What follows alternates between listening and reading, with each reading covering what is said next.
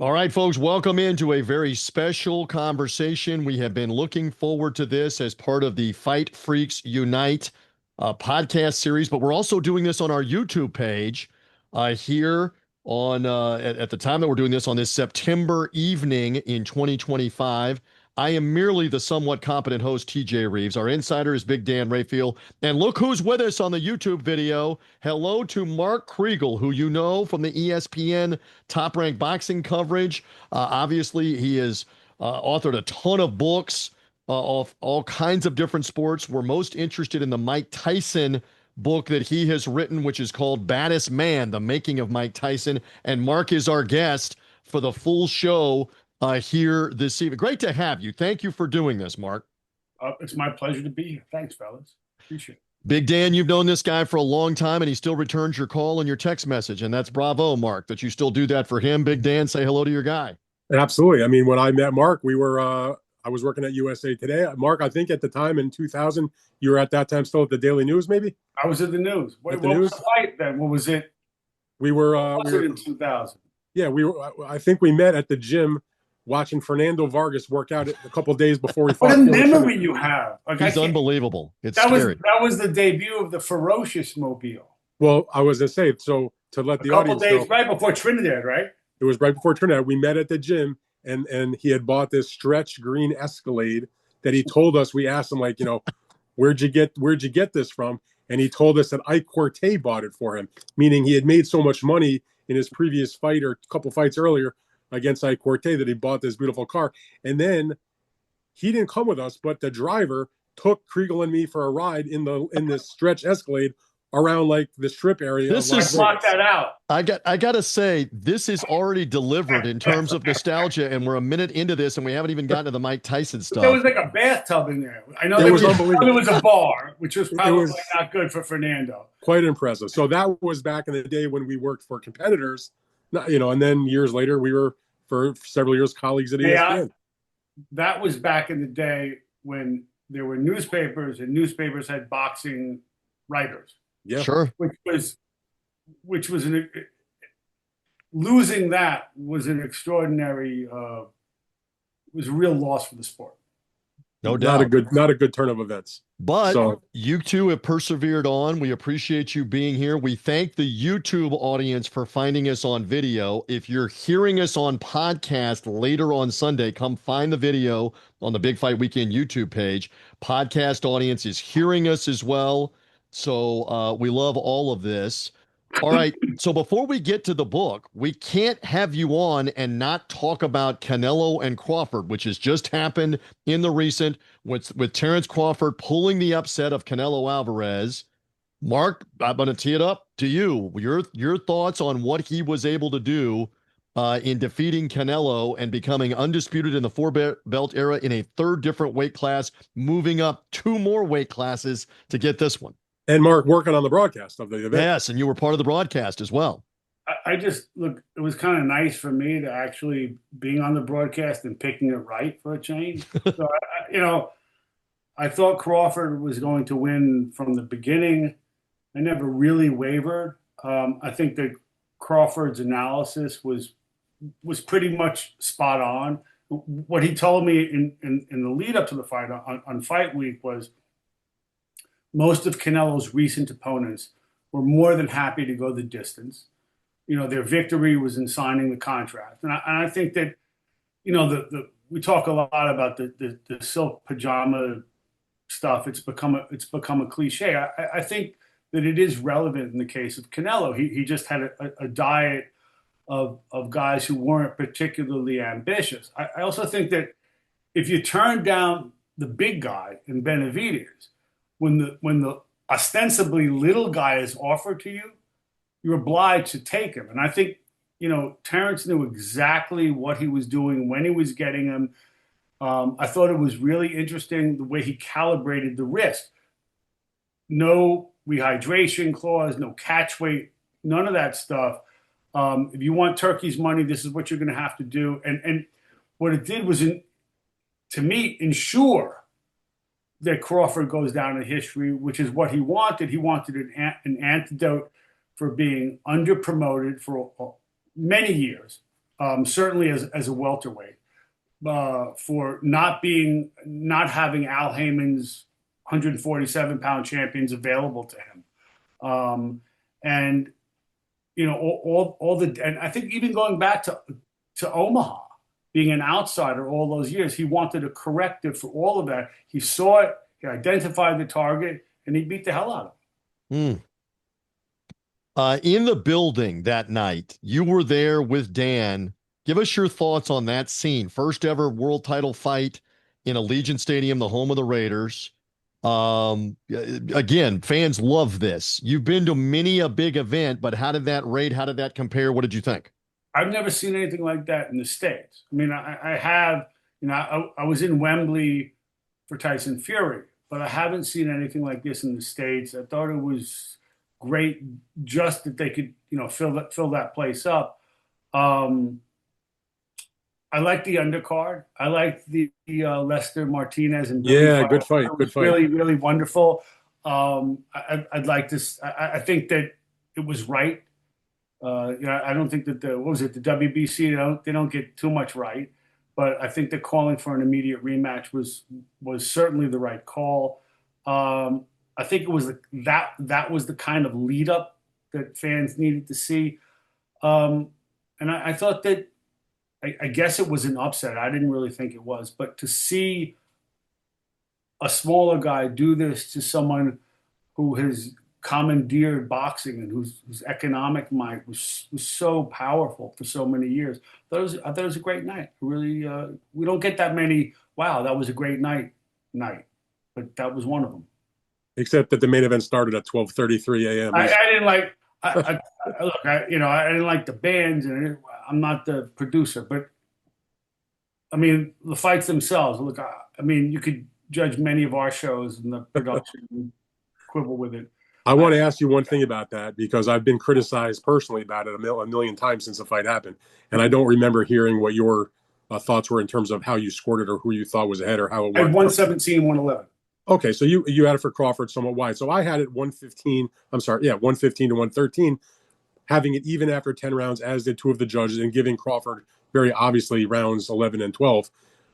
And so TJ and I speak many times on this show about what we consider the range of acceptable scores. And for me, the range of acceptable scores on Terrence Crawford's win against Canelo was anywhere from what you just said, 117 to 111 to 115 to 113. So anywhere from 9-3 to 7-5 there with 2 rounds kind of swingy because there were some close rounds seemed reasonable. They were. What do you make of people that think for somebody to say it was 7 rounds to 5 with him closing up so strongly that somehow you must be on the take and in the tank for Canelo if you had it that close? Look, I mean, I think that we all know that almost everyone's default position in boxing is the insult. You're a liar. You're on the take. You suck. Die. Okay, great. Thanks. That for some reason that's like the acceptable position. You suck. Okay, great. I mean, I'm surprised, Dan. Like 115, 113 is a little too close for me. But I've done some harebrained things. I'm not saying that was necessarily harebrained. I thought it was. Look, here's the thing. Canelo never had him in trouble. Canelo never hurt him. I don't think that I saw a punch that really caused Terrence to pause and go, "Oh, wow, I can't press forward." His confidence grew as the fight went on. What we do agree on was that the separation came in the latter rounds, right? For sure. I mean, he was walking him down the last 2 rounds, the small guy, supposedly, teeing off on him. And that's Terrence. And I think that he got. What was interesting to me is that this is a calculated, orchestrated attempt to get everything back in one night. Everything that he was denied. Omaha, Top Rank, PBC, everyone who screwed him, everyone who thinks screwed him, all of it. Lawsuits, the whole bit. I'm going to get it back in one night. And I can't recall a night that worked out more perfectly for a fighter. Maybe the night that he fought Errol Spence. Yeah. We were there for that night. Dan and I were both there for that night, and he destroyed Spence. So maybe he got a measure of it that night, but certainly the remaining portion he got in Allegiant Stadium with Canelo. I agree. The difference is that I stand corrected. And the Spence fight is more dramatic because he knocks him out and he physically dominates a guy who had been a physically dominating champion. But going up, it's not really two weight classes. It's basically three. Right. And by the way, what he told me about Madrimov going into the fight, I think turned out to be largely true, is that I understand Madrimov was not his most impressive night. But Madrimov was big and long, and he had a kind of unique rhythm. And Canelo was not going to duplicate that. And that's what Crawford told me. He's like, what Madrimov did is not applicable here. And I think that with that fight, that's pretty much true. But his analysis was so right. And the idea that he asked for it and he asked to go up that much was extraordinary to me. And that he didn't do a catch weight or the other nonsense that goes none of the. I mean, no. Unlike rehydration, like tank, and none of the catch weights, none of that crap. And because and I think that he knew that if there were any of that stuff, people would have said, "Oh, you made Canelo come down." You did. He's not in a place to dictate to Canelo anything. So he goes, "Okay, you can have everything you want." And you get all this big lump sum payment from Turkey. Right. How can you say no now? And remember where Canelo had been going into this fight. About the fight Jake Paul. He was about to do a deal with Jake Paul, and that I think that goes to my silk pajamas argument. Mark, the way I described it when I spoke to Crawford in the lead up to the fight is that you, as a singular person, essentially willed the fight to happen. Agree? We were there for one reason, because Crawford, and I know that Crawford told his representatives, don't come to me with anything. Don't come to me with Virgil. Don't come to me with Boots. Don't come to me with anything if it's not Canelo. And he told the same thing to Turkey. That was a year ago. What I didn't know, first of all, apparently Bill Haney put this idea firmly in his head. I don't know when the conversation was, but you got to give some props there. But in 2023, he had a conversation with Paco, and the president of the WBO, and he says, "I want Crawford." And Paco Basarel says, "Oh no, he's too big for you. Wait a little while." No, I can't wait. It's not the time in my career. I can't wait for anything anymore. And didn't happen. But he had been actively asking for it behind the scenes since at least 2023. Well, he got it. That's for sure. Okay, so Big Dan's a historian. I'm a historian. We're of similar age. You're of similar age. A couple of fun ones, and then we're going to move on to Mike Tyson because it's in this era. Sugar Ray Leonard, prime welterweight, against Terrence Crawford. Who does Mark Kriegel have? I don't know. I made him pause. We made him pause. Dramatic pause. I mean, I'm going to answer for myself. You already answered. We're in the bag for Leonard. Raphael and I are in the bag for Leonard. We're in the bag for Leonard. All respect to Terrence Crawford. He's a great fighter. A lot of these guys are great fighters, but I'm not going against Sugar Ray Leonard against any welterweight in the history of boxing. Do you make it unanimous, or would you take Crawford welterweight prime against welterweight prime Leonard? Maybe Sugar Ray Robinson if we had the video to watch of him. I didn't ask him about Sugar Ray Robinson. I'm saying who I would pick Leonard to lose to at welterweight. I understand. I'm not as smart as you guys, but here's the thing. All right, you're right with what you say about Leonard, but I could imagine either scenario, and because Crawford doesn't switch much anymore, but you just saw a guy handle a great 168 pounder. And by the way, before we go away from this, and I'm ducking only a little bit, but what Canelo did do at 168 was historic, and he does deserve his props for that. So it wasn't like he beat a chump, and it wasn't just like he beat a guy who'd been wearing silk pajama. That kind of weight jump with his frame, you couldn't. It's too easy to say just because he's Ray Leonard. Well, Ray did go up 2 weight classes and beat Hagler. Yes, he did. Off a 3-year layoff when Marvin looked indestructible. We're So, just saying. We're in the bag That's for Leonard. I said it. 47 to 60 is different than basically 47 to 68. I hear you. I'll put it like this. And Maybe you don't want to make a pick, Mark, but how about this? Can we the agree? idea that he did it at 38 years old, I think that when Leonard beat, if I'm not mistaken, when Leonard beat Hagler, he was what, 32? No, 32. he was 30. He was 30? 30. And Hagler was 32. Yeah. So there you go. But I think we'll agree on For this. a guy to jump up and weight to create a completely different physique at that advanced age, that's without precedent. So I'm talking to, like, you really do have an encyclopedia. Yeah. 38 to jump up, geez. But the thing is, how about this? Because of the style that they both fight in and the way that Crawford goes out. I'm leaning Leonard. Is that good enough for you? That's good. But I would say this, it would be a hell of a fight, obviously. Oh, yeah. Great fight. Tremendous All battle. right. Anyway, We love the nostalgia, and that's now going to work our way to being nostalgic about Mike Tyson and Mark Kriegel's book. I'm going to hold it up. Which is out. Rafael holding it up. There you go. Get it closer to the camera. Baddest Man, my the making of Mike Tyson. There it is from Mark Kriegel. Sent this to me in the mail with a beautiful inscription. Thank you for this, Mark. I can't wait to delve in and read every single page. Okay, so I begin these conversations the same way. What led you, other than the obvious, iconic heavyweight champion from New York? Wasn't what led me. What led you to want to write the book? Go. An editor called me, and I owed the publisher a book. And he goes, would you be willing to do Mike Tyson? And the first thing I thought of was the last thing I want to do is like Mike Tyson. Like, there's no way I want to do Mike Tyson.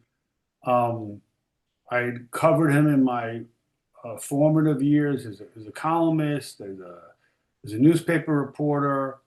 But what he was really asking me about was about the current iteration of Mike Tyson. How, this was not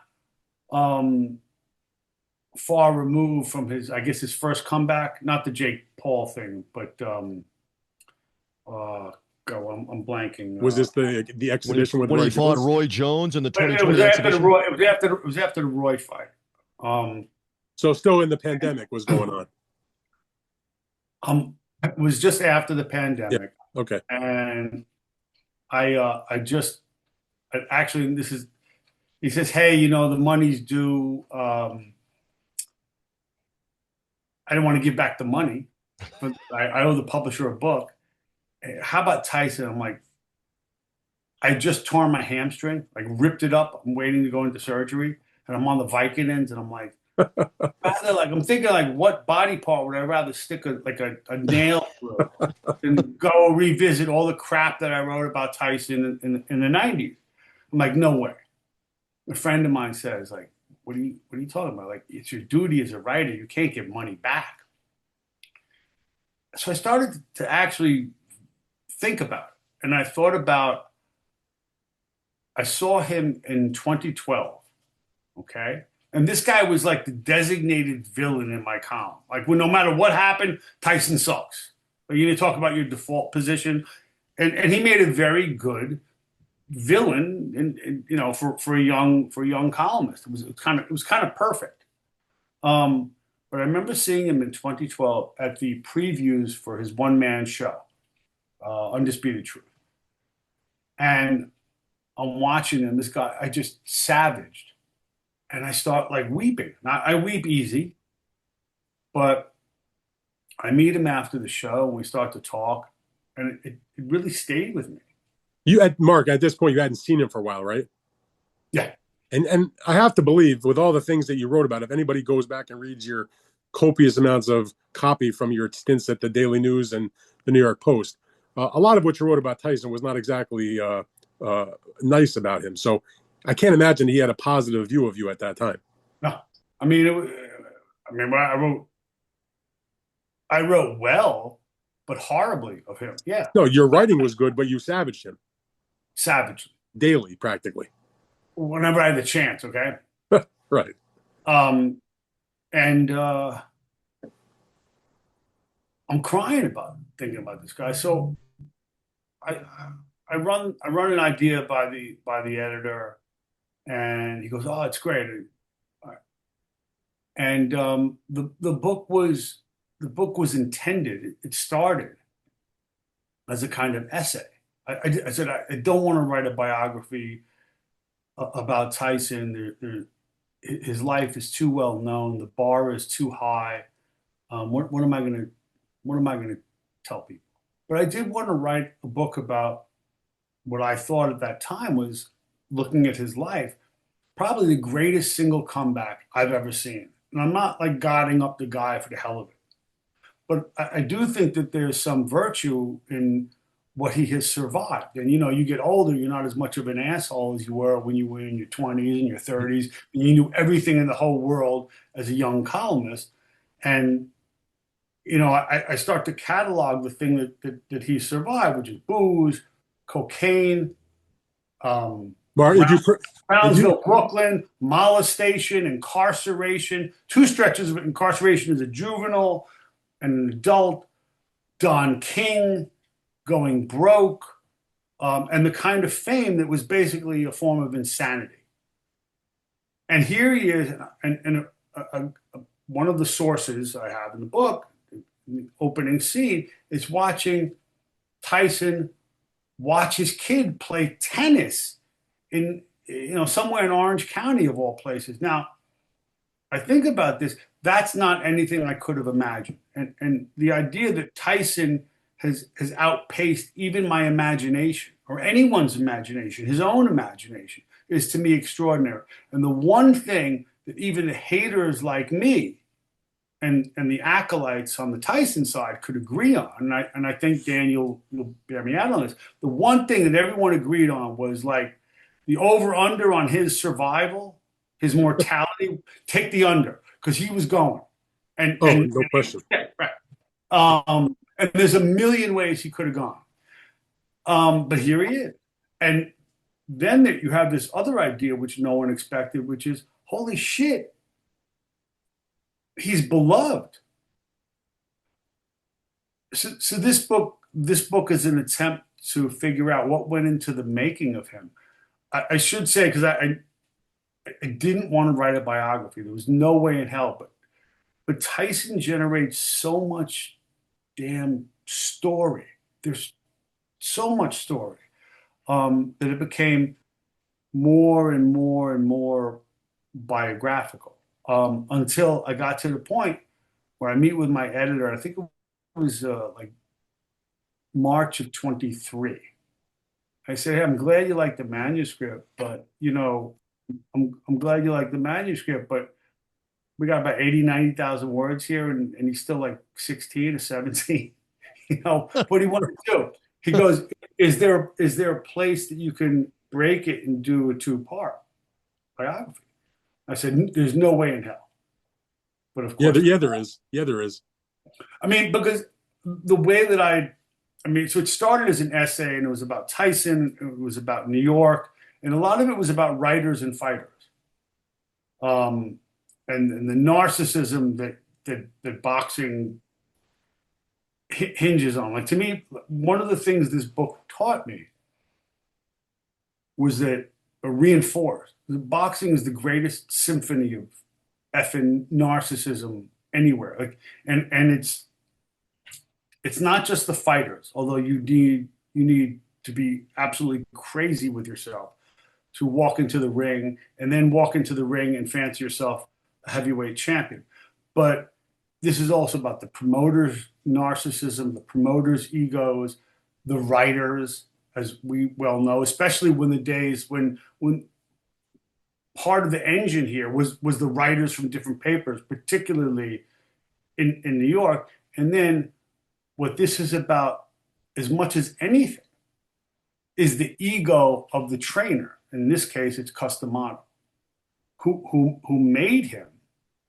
My question to Mike, and he pushed back on this, was at what price? At what price? I mean, he was brilliant. He was charming. He had seduced a generation of really accomplished writers, and I think that was the basis for Cuss's great PR. And there was something to it. There really was. But like, if you're putting a kid who's just out of a juvenile lockup under hypnosis at the age of like 14 or 15, and you're telling them like you're a scourge from God, you're, you know, every punch is with bad intentions and intended to like decapitate somebody. What did you think you were going to get? Like, really, what the hell did you think you were going to get? Right. He got an animal. That's what he got. Yeah, but Tyson talks about this too, and in a way, Tyson's even more insightful than he knows. You know, his idol wasn't Ali. It was Duran, right? It was Durant. It was the street guy. It was the guy who, you know, who said, "I'm going to do unspeakable things to you." But he's the most potent engine. All of this stuff is Customato's ambition, Customato's ego. I'm not saying that's a bad thing necessarily, but you got to look at it. I mean, can you imagine? You know, the normal progression is, let's say you get a kid out of like, you know, juvenile prison or juvenile lockup, and you say, we're going to give you another chance, and the kid's great, okay, wonderful. And the first thing is like, we'll put you in the gloves, or we'll get you a trainer, we'll work with you. Maybe one day you'll turn pro, or we'll call you champ kid. But from the beginning, Tyson was there to avenge Ali's lost homes. Tyson was there to tell him, you're going to be the greatest, the biggest, the youngest, the baddest. You're going to go down for all time. And so Tyson, when I mentioned this to Tyson, he gets a little pissed off. And he says, well, what are you talking about? He says, didn't I? Yeah, you did. But like, again, what price? And this is all about Cuss. And Cuss, I can't tell you how many times Cuss came across a kid and said, he's the next champ. He's the next this. He's the next that. And he did it first with Floyd Patterson, who basically wasn't much more than a middleweight. And he did it with Mike Tyson. And the idea that this crazy old guy, this brilliant crazy old guy, created the two youngest ever heavyweight champions is kind of extraordinary. And looking on this, the first part of Tyson's career, which is where this book ends, it ends with the Spinks fight, is actually underrated. You know, we just kind of like, oh, it was great, you know, we see the knockouts, but what he actually accomplished there is without precedent. That will never be equal, that first part of his career. The last part, I think that we became addicted to him for, you know, many of the wrong reasons, because you're watching like the freak show and it never ends. But anyway. And that's, by the way, where I joined the party when I started to write about boxing, when Mike was already. What was the first Tyson fight? The first Tyson fight that I wrote about, I believe, was the Savarese fight overseas, but I did not go to the fight. The first fight I covered was later that year when I went to Detroit to cover him against Galata, and then I covered. So that was so that was after both. Right. Yes, it was after both. I covered the tail end of the career. I covered the losses to Danny Williams and Lennox. TJ has a question. Well, no, it's all good in the nostalgia, but I want to bring it back to what you were saying, because again, Dan and I are of similar age. Dan was in New York. I was here in Florida, and the phenomenon that was going on with him fighting at times a couple of times a month, sometimes 3 times a month. No, more than that. And sometimes he would fight maybe twice in 10 days, knocking people out left and right. And then nationally, he's on the cover of Sports Illustrated when that really meant something. And then suddenly he's on a fight on ABC's Wide World of Sports, and the whole country is now seeing the New York phenomenon. That's when I think of the excitement around Mike Tyson that built to Trevor Berbick and the knockout and the youngest heavyweight champ ever. That is so nostalgic to me. 85, early 86. Perfectly orchestrated. Yeah. It was perfectly orchestrated. I think that, I don't think that Jimmy Jacobs, who was Customato's protege and Tyson's manager, and Bill Caton were the holy men that some of the media made them out to be. And you could see the media factions in this. I mean, to go back to the newspaper stuff, to me was fascinating. because it reconstructs and it deconstructs where everyone's allegiances were, who was playing what angle. I have to say, by the way, Yeah, when you mentioned that, one of the first things I did, because I haven't had a chance, I just got the book like the day before yesterday, so I haven't really had a chance to truly delve in other than the beginning. But I went and I looked like I do with any book, and I looked at the acknowledgments and the index and the bibliography. And the first thing I did in the index was look up the Tyson writers that I knew and I worked with at the beginning of my career to see how many times Michael Katz is in there, to see how many times Wally Matthews is in there, all these guys I first covered fights with. And sure enough, they're all in there a lot. So I look forward to hearing and seeing what they had to say. Katz is my rabbi, God bless him. Katz was my rabbi too at the beginning. He wouldn't admit to that. He was just mumbling curse. I have to ask you though I have some questions about this thing. You talked about how the book came into being. You met with the editor. You want to do a biography again. You had done biographies and other. I just didn't want to do this biography. Right. You're good at doing a biography. You did the Great Namath bio and Pistol Pete Maravich and Ray Mancini. So they come to you with the idea of Tyson. You don't want to do the biography. Fast forward, you did a Tyson biography because that's what this is essentially. Yeah. No. Well, when you finally decide to take the editor up on that position, okay, I own the book. I don't want to give back the money. I'm going to do the Tyson book.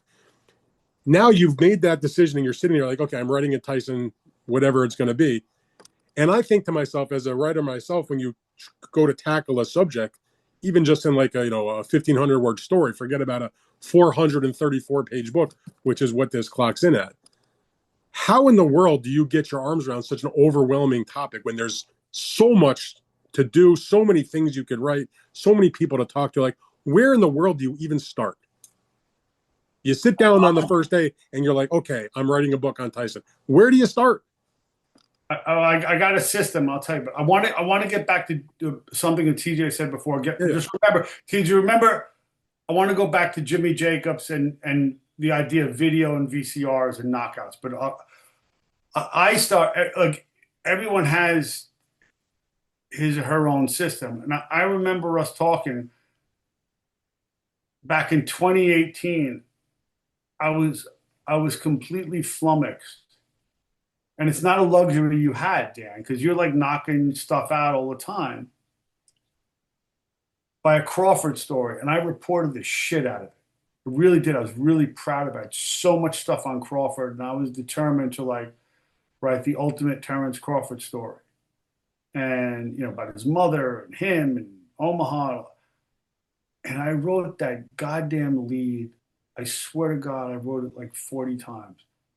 And I remember telling you, like in between broadcasts, like I remember this. Like Dan, I wrote this lead, blah blah blah blah blah. I did 17. I don't remember what it was. And you're like, "What are you nuts?" And I did say that. like, are you? And the answer is yes. But I do think even if the books suck, to try to do them adequately, you got to be a little bit nuts. You have to be like, this is my white whale. Like I think that Canelo, and I was saying it all week, Crawford looked at Canelo as his white whale, but you gotta be that nuts to do this thing properly. But how do you start on day one? Okay. So here's how I do it. It's always been the case. Whatever the prologue is the most difficult thing and the thing that everything's supposed to start from. So in this case, it's that scene of him playing tennis or watching his and it's a complete right. I did read that part of it. It's a different kind of prologue, but that was left over from when the book was still an essay, and I still think it's one of the finer scenes, and I kept it in there for that reason, because I think it's a good hook, and it asks the question, like, how the hell did we get here? My technique for the body of the biography, I establish a file, like a hanging file for every year of the subject's life, sometimes for his parents' lives. And then a file for the genealogical stuff. Now, in this case, a lot happens before Tyson is born, and that you'll see I don't think I'm giving too much away. I already read a little bit of it.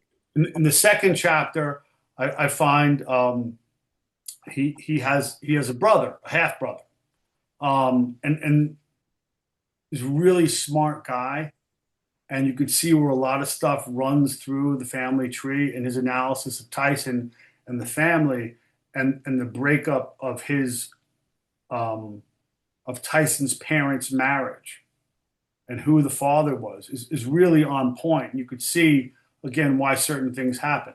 But I go through and I establish a file for every year of the person's life. Some of it, because the technology changed, it's been a long time since I wrote a book. So there are these extraordinary digital archives. You know, sometimes you can get loaded down with this stuff.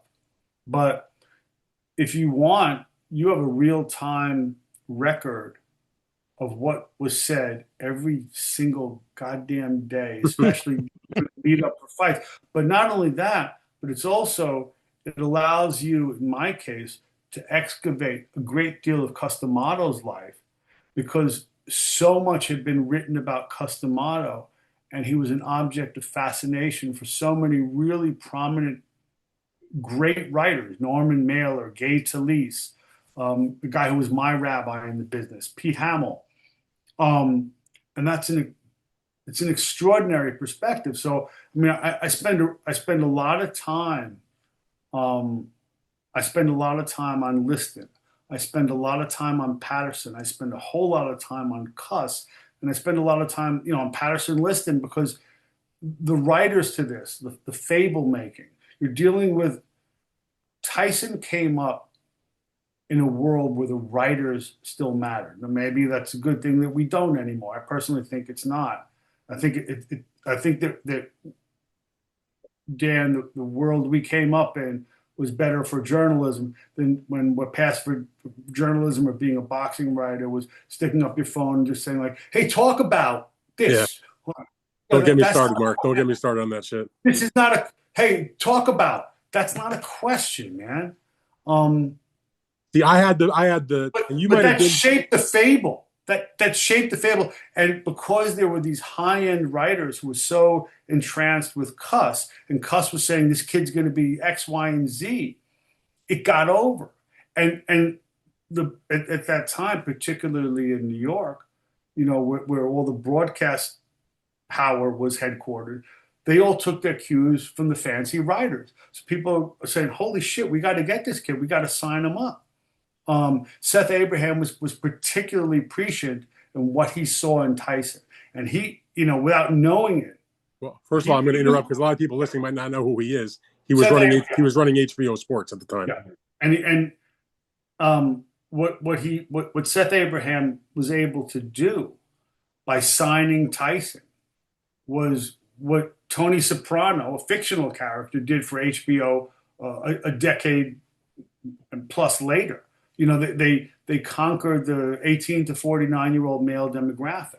The idea that a fighter could do that. I mean, today I don't know what the hell Tyson would be worth, but they created a character, and that's my argument is that in addition to being a sport, and we can argue about all sorts of stuff, but boxing is the most organic form of storytelling. Storytelling is conflict, right?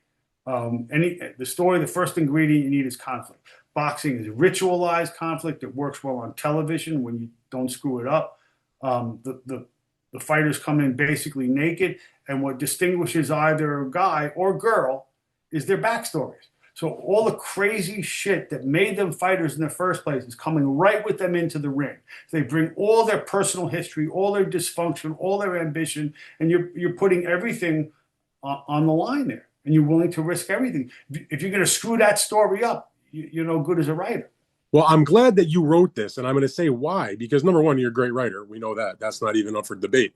But what I found interesting, and I'm like 15 pages into the book, I'm already reading stuff that I didn't know about. Now, Mike Tyson, as you just said, by so many writers for literally since the mid 80s, has been dissected and written every which way 1,000 times. Tough to have anything original come out of any of that you haven't heard. I'm already finding stuff that I never knew about. Like you mentioned a little while ago, your file about his parents.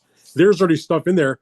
Like I heard some things from Mike over my years of covering him and from others about his mom. But I never really heard anything about his father or read anything in detail about the dad.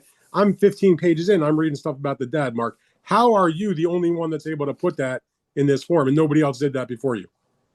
I'm the only one. I took the assignment, and I worry too much. I don't know. I mean, I think We're 40 years into the Tyson experiment, and no one's written about his father until you, that I'm aware of.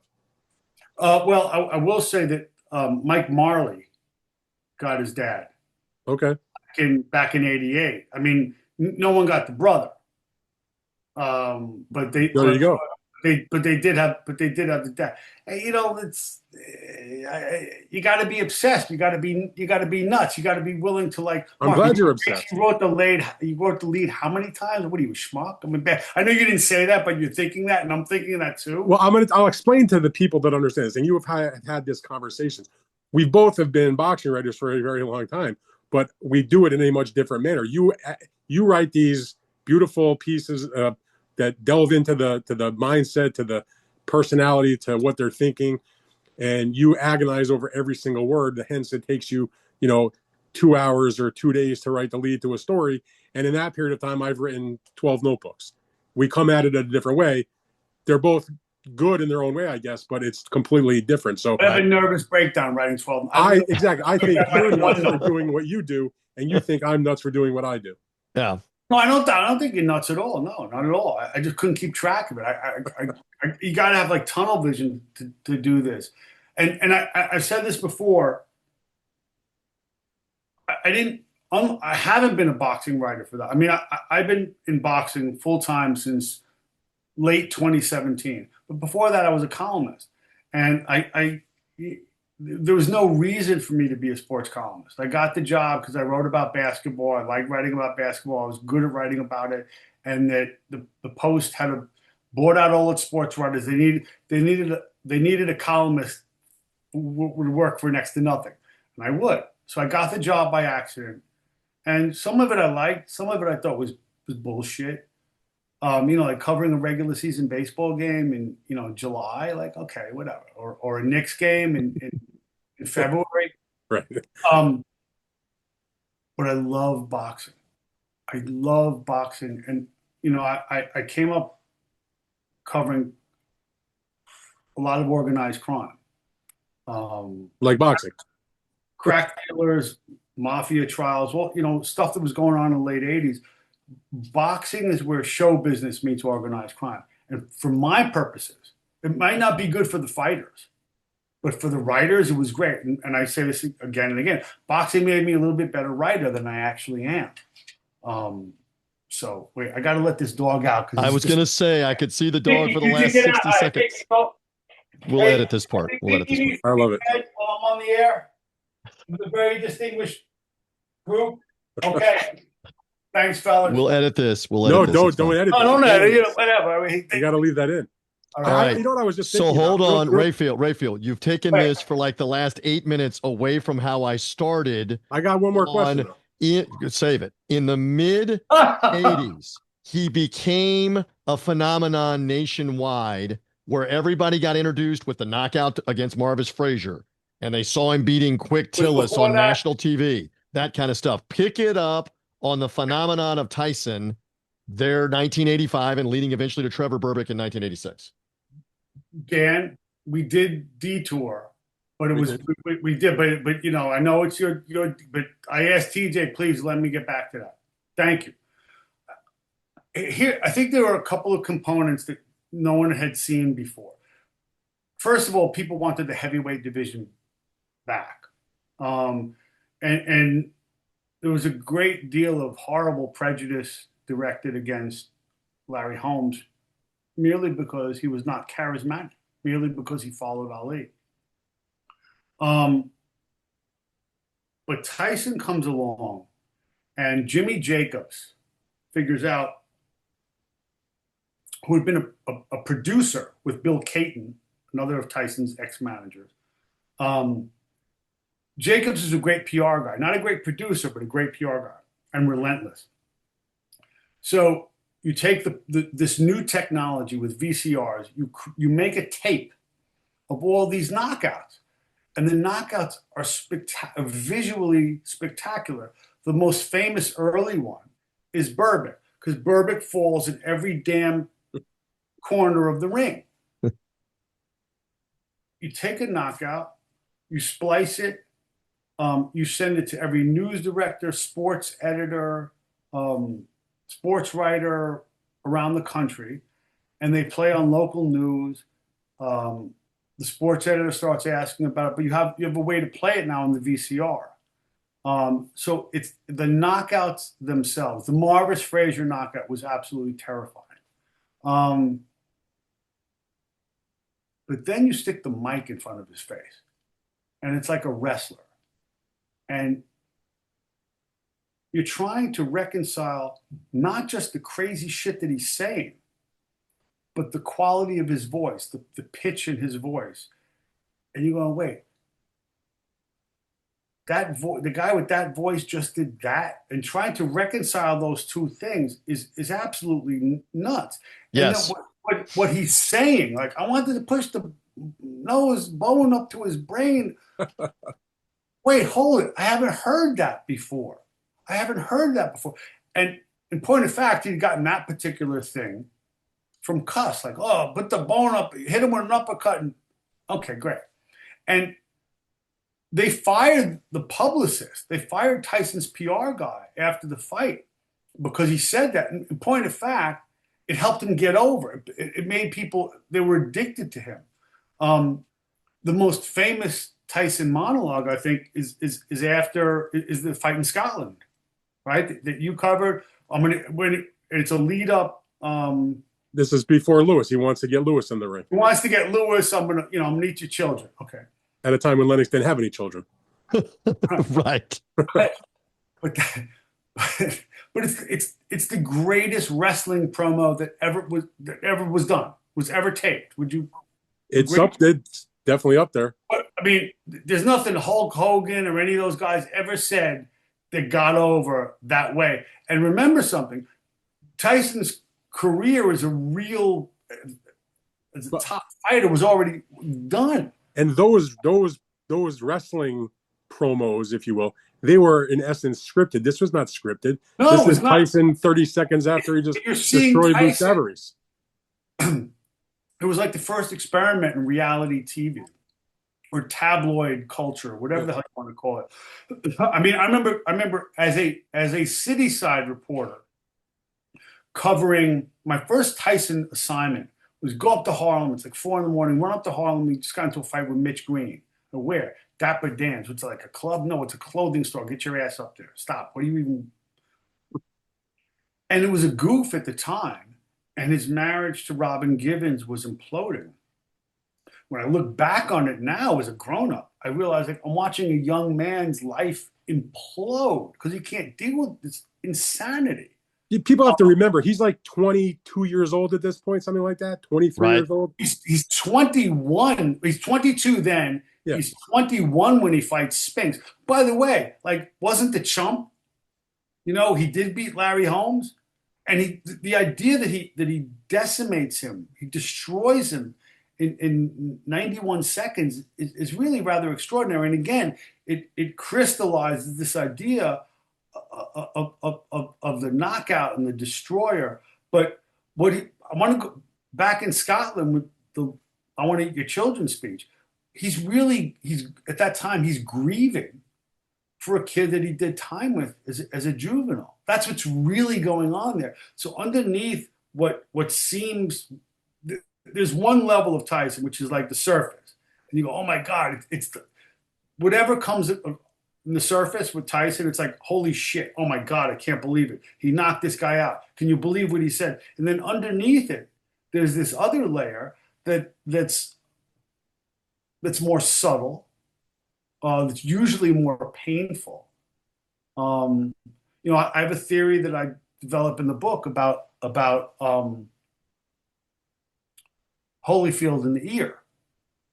And there was a Cuss's favorite fighter, apparently. It was a guy named Artie Diamond. You familiar, Dan? Not really, no. You don't know Artie Diamond? I don't think so. Artie Diamond was said to be Cuss's favorite fighter and the only guy who, when they asked Cuss who didn't feel fear, Cuss's whole theology was about everybody feeling fear, and it's okay, it's how you deal with being scared. Okay, great. But the only guy Cuss would admit didn't feel fear was the guy Artie Diamond. But like he was already punchy, early in his career. So a couple legendary fights, but didn't have, wasn't nothing like a champion. This is the late 40s, early 50s. Leaves boxing, does what he does best, which is like he's a violent guy. He gets busted for some armed robbery. His first day in the yard, guy comes up to him and says, "Hey, you can have anything you want in here, but you're going to be my wife." This is a really scary con. Okay. So what does Artie Diamond do? Come on, Dan. I think the punchline has to be he bit his ear off. Bit his ear off, spit it out. And remember, if this is applicable to boxing, it's not just you and the other guy. It's you, the other guy, and the audience. And that sent a message. And no one ever messed with Artie Diamond. Now, what I am really proud of, that I got a guy who did time with Artie Diamond here. And the way he recalled Artie with the kind of in the book, you mean, right? Yeah, the kind of sensitivity that he did, and he knew Cuss, and he knew that whole crew. What I'm most proud of in the damn book. But in Tyson's own book, he goes on and on about Artie Diamond, and Cuss used, you go away to sleepaway camp, you get like scary stories or whatever, Mary Poppins or bedtime story, whatever the hell. You go away to Catskill and Custom Models fight camp, you get Artie Diamond stories. And Artie Diamond, like that's how, well, it's a little nuts, right? A little, yeah. Okay, right. But that was held up to these kids as virtuous behavior. That's how you get the bullied not to take advantage of you, not to violate you. Okay, remember Tyson's a kid who had done a lot of time. Yeah. This is really German. You have to make a statement. Now, when he's locked in with Evander and he gets to a point where this ain't going any other way, and if Evander's fouling him or not, that's a separate argument, okay? But I am throwing it out there. I do think that the two things are connected. This was the stuff that Tyson got a steady diet of that he absorbed as a kid under Custom Models tutelage. And I think that, I'm trying not to bullshit here, but I do think it's exceedingly germane. Those kinds of stories. I think you're probably right about that. When you were writing the book, how cooperative was Tyson with you? I didn't ask him for much because I never, I knew that, he's not going to go through his life story for Mark Kriegel, who is, beating the shit out of him in print for I don't know how long. Well, that was the other question. If he's going to help you out. No, he was fine. He was actually great. But the point is he did cooperate and help you get some answers to certain parts of what he needed. He was greater than I ever had a right for him to be. Well, how much did you interview him for the book? 2 conversations. Okay. It was basically to establish ground rules. And the only quote I used from those conversations was when he pushed back on the idea that D'Amato wasn't necessarily like the greatest thing in the world. It was a more complicated, and he has a lot invested in the deification of Cus D'Amato, and I understand that. I really do. That's not my job as the biographer. So the only line I used from those sessions was, well, didn't I? As long as I'm here, he'll be glorified or something like that. Have you heard back from him about his what he thought of the book? Not that you necessarily care, but did he think you did? No, I do care. I always care. Do you think does he think you did him justice in this book? I heard from his wife. We've emailed, and she was. I think it's safe to say she thought I was fair. There was some parts that, that he wasn't crazy about, and we both knew that. And that's the nature of the beast, though. But I think that she said I was fair, and it was good, and it was complete, and so I'm taking that. I don't want to. I can remember trying to remember what she wrote, but it was very complimentary and more. And made me happy. So this is also, I can't write to please the subject. of course, but it's not like you're doing his autobiography as told to Mark Kriegel. You're writing, but let me, you're writing a historical. But you asked about process here. In this case, this is germane. He has written, one autobiography, which is voluminous and really well done. I actually think it's a little long, but it covers so much. And another memoir about his time with Cuss. Then there were like countless pieces, newspaper pieces, magazine pieces, broadcast pieces done in real time. And I think that, when you're a biographer, you know that what people are saying in the moment tends to be more accurate than what they remember, because the memories are self-serving. You forget shit. Memories are corrupted, not necessarily by design, but just we're fallible. We're human. So I didn't. It's like Joe Namath. I didn't need Joe Namath. That was a more antagonistic situation, but You're talking about the biography you did on Joe. Correct. Yeah. But like typically what would happen is a source would call Kiki, Mike's wife, and says, is it okay to speak to this Kriegel? And she would say, yeah. And for that alone, I'm grateful. Like that's all I ask, like, don't shut me down. And I'm great with that. And I think that here's what I do think. It wasn't my goal to god him up or to tear him down. But it was my goal to be empathetic, to really understand who's the real guy here. Because there's so many layers, you're that famous. There's so many layers of craziness and bullshit. And what's the real guy? What's the real kid? Who is he? What does he come from? And so I think that we have some answers here. I'm sorry, TJ. No, you do have some answers, but you didn't. You only got to, like you mentioned, and I didn't realize this until I started to look at the book, that it concludes after Spinks. That's only he fought for, another, that was 1989, I guess, or 88. He fights another 12 years after that. And then he has obviously all the things that happened in his no more than 12 years. He retired in 2005. He had many more things that went on in his life. He had, talked about the things he went through, the death of his daughter. He went to prison again on the road rage thing. He came back after tons of substance abuse. He became sort of a movie star, all the different things that he's done in that period of time. Are we seeing a part two? Are you doing a second part? Oh, that's the plan. Okay. Interesting. You don't want to give back the money.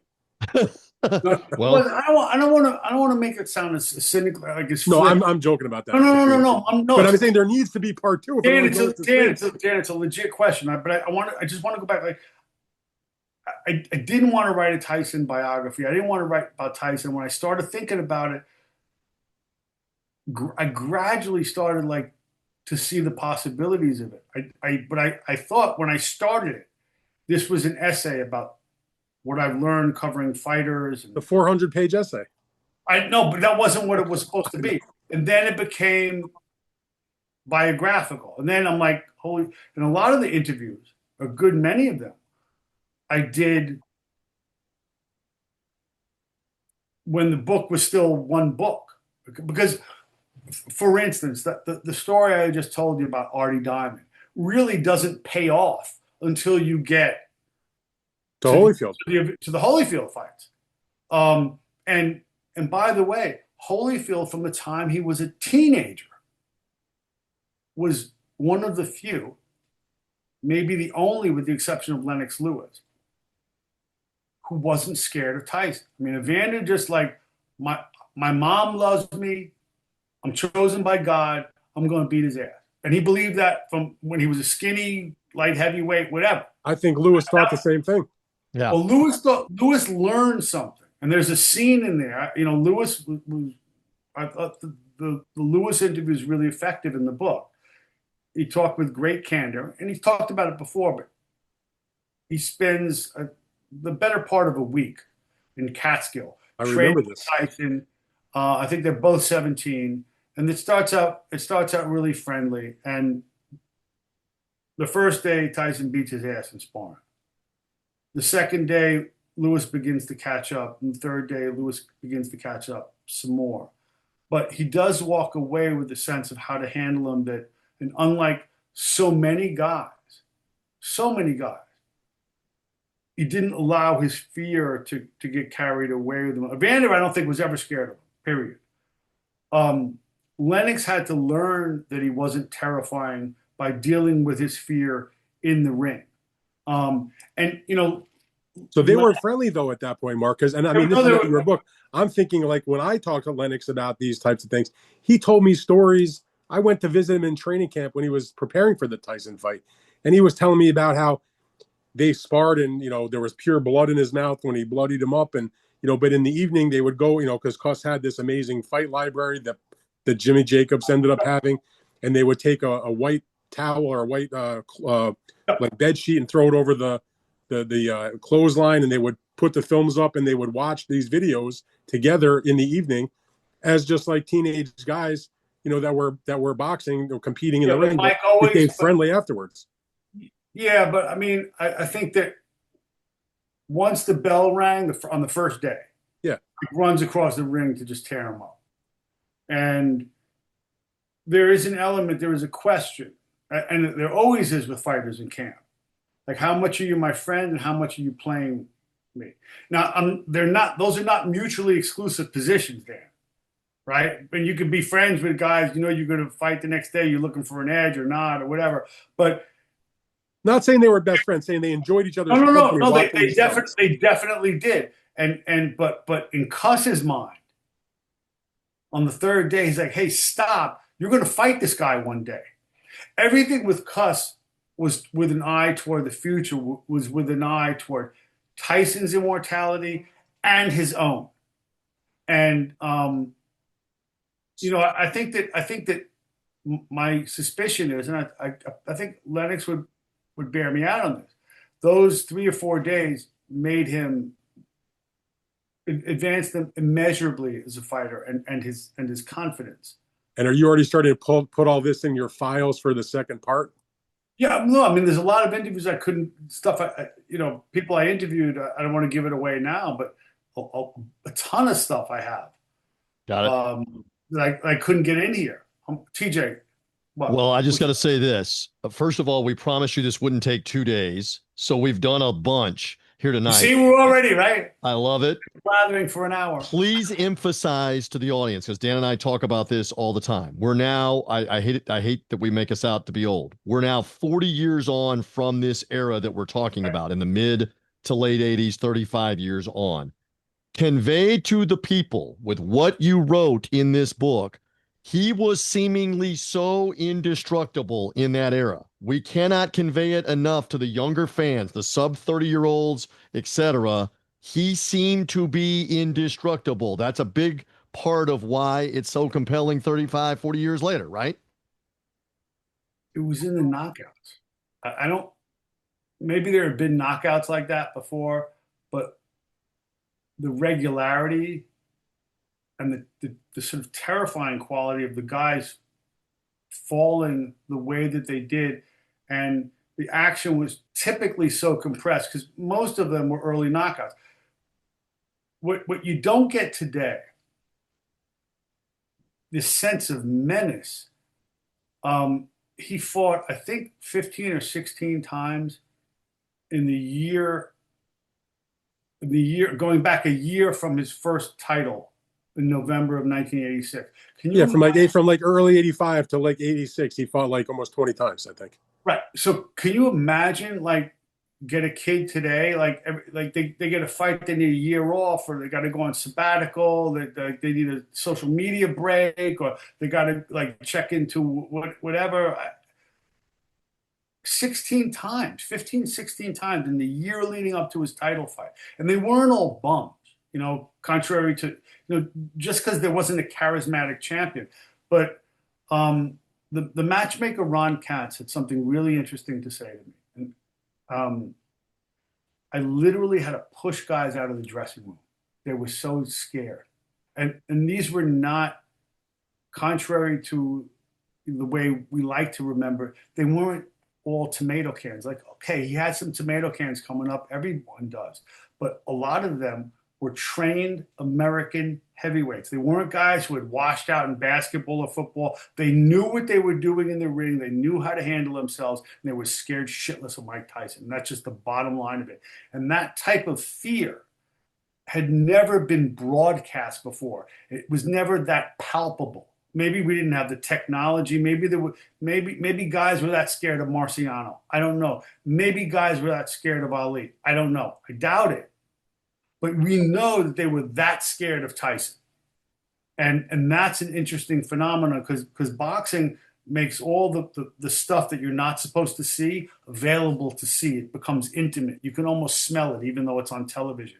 And you get so damn close to it. And when you see a knockout like Trevor Berbick, or where you see him just torture a guy, an Olympic gold medalist who was supposed to be the next Ali in Terrell Biggs, the one guy he really, really wanted to hurt. When you see a Marvis Frazier, when you see Marvis just crumple in front of his father, those are things that you cannot see in other sports. And you probably watch in television, network TV, TJ, as you said, ABC of the Marvis Frazier. Yep. Okay. You're seeing something you probably, like in life, you probably shouldn't see, but you cannot take your eyes Correct. off. Can't look away. And that's why, to this day, the only guy that Jake Paul could have done that number, like 103 live streams or whatever the hell we're old guys, how they 108, I believe it was. Okay, 108. What is it? 108? What is it? What? 108 million worldwide viewers. Okay. 108 million views. The only guy, and Jake's a really smart guy. The only guy he could have done that number with, it ain't Tank, whatever, it ain't Tank Davis. It's Mike Tyson. It's Mike Tyson. It's only Mike Tyson. He can be 60, he can be 70, and that's why the seeds of that. And by the way, Netflix was only asking him to do the same thing for them in 20, whatever it is, that he did for HBO back in the 80s. He remains the most potent economic engine in the history of this or any other sport. Now I'm looking forward to seeing what you write about Jake Paul and Mike Tyson in the second volume of your Tyson series. All right. So anything else, Big Dan, here as we wrap it with Mark Kriegel for the video and the podcast audience, besides get the book? I mean, we're going to say that again. Get the book, obviously. No, I can't wait to read this thing. Support Mickey.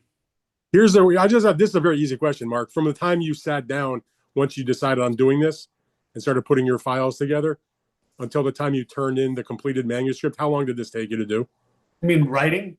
The whole thing, from you sit down, I'm going to do this, till you turn in the manuscript. I started and again, I just torn a hamstring. I was like really high on Vicodin. Right. Now that I'm like, wow, do I really want to do this book? June of 2021. Okay. And I handed in the manuscript the very beginning of 2020. I worked on the manuscript through 2023. So it took you a year and a half, basically. Oh, no. It was longer. I mean, that's a first draft. I mean, you work on that manuscript, still take it down, edit it. I could call me back. I'll give you a date. But I mean,